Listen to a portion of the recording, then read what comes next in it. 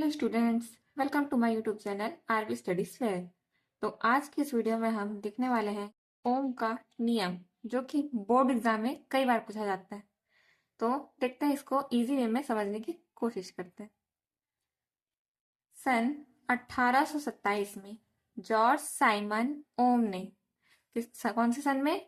सन 1827 में George Simon ओम ने प्रयोग द्वारा पता लगाया कि किसी चालक के सिरों पर लगाए गए विभवांतर, मतलब कोई चालक है, उसके सिरों पर जो विभवांतर लगाया जाता है और उसमें बहने वाली धारा, चालक के सिरों पर लगाए गए विभवांतर और उसमें बहने वाली धारा के मध्य एक क्या होता है? निश्चित संबंध होता है, जिसे उन्होंने एक नियम के रूप में क्या किया?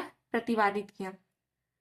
तो चलिए देखते हैं इसका नियम क्या कहता है। तो इस नियम के अनुसार किसी चालक की भौतिक अवस्था जैसे लंबाई, ताप, किसी चालक की भौतिक अवस्था जैसे लंबाई, ताप पर परिवर्तन ना हो तो उसमें प्रवाहित होने वाली धारा उसके सिरों पर लगाए गए विभवांतर के अनुक्रमानुपाती होती है।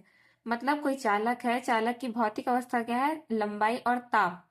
उसमें अगर कोई भी परिवर्तन नहीं किया जाए तो उसमें जो बहने वाली जो धारा होती है वो उसके सिरों पर जो विभवांतर लगाया जाता है उसके अनुक्रमानुपाती होती है।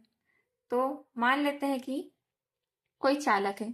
यदि किसी चालक के सिरों पर लगाया गया विभवांतर V हो, विभवांतर क्या मान लेते हैं? V हो, तथा बहने वाली धारा क्या हो? I, तब नियमानुसार क्या हो जाएगा? हम नियम में पढ़े हैं, जो V है वो अनुक्रमानुपाती होता है I के। मतलब V मतलब विभवांतर और I मतलब चालक में बहने वाली धारा। तो जब इसका कांस्टेंट लगाया जाता है तो ये अनुक्रमानुपाती का साइन हट के यहाँ पे इक्वल का साइन आ जाता है और यहाँ पे एक कांस्टेंट लग जाता है। कांस्टेंट क्या लगा? R। तो क्या हो गया? V is equal to R I, जहाँ पे ये R क्या है? R एक क्या है?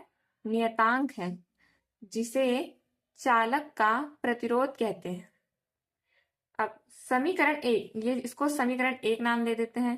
समीकरण एक को हम इस टाइप से भी लिख सकते हैं, R is equal to V upon I. ये I को इस साइड पक्षांतर कर देंगे तो क्या हो जाएगा? R is equal to V upon I. तो R यहाँ पे क्या है?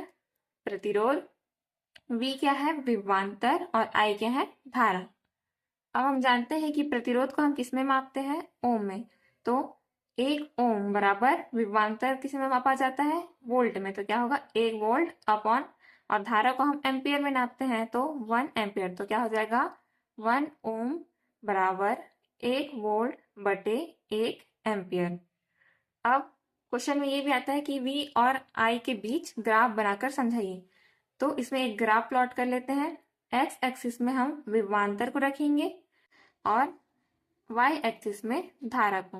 तो जब इन विभवांतर और धारा V और I के बीच जब हम लोग ग्राफ बनाते हैं तो एक सीधी लाइन आगे स्ट्रेट बढ़ती हुई दिखाई देती है। क्यों? क्योंकि V और I जो है एक दूसरे के अनुक्रमानुपाती है। तो जैसे जैसे विभवांतर बढ़ता जाता है वैसे वैसे धारा भी बढ़ती जाती है। तो आज के वीडियो में आपको ओम का नियम अच्छे से समझ में आ गया होगा। आगे और भी इम्पोर्टेंट टॉपिक्स आने वाले हैं जो बोर्ड में बहुत ही बार पूछे जाते हैं।